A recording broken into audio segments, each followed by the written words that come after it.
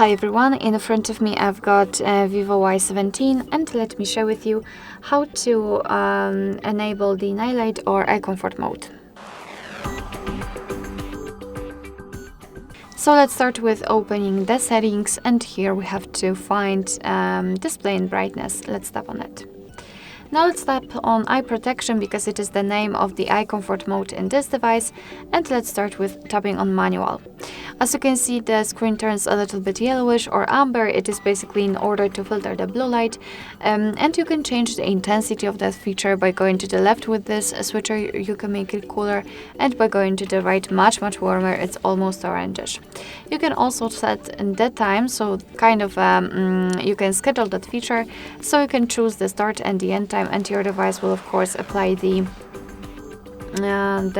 feature accordingly. It's up to you. I prefer the manual option.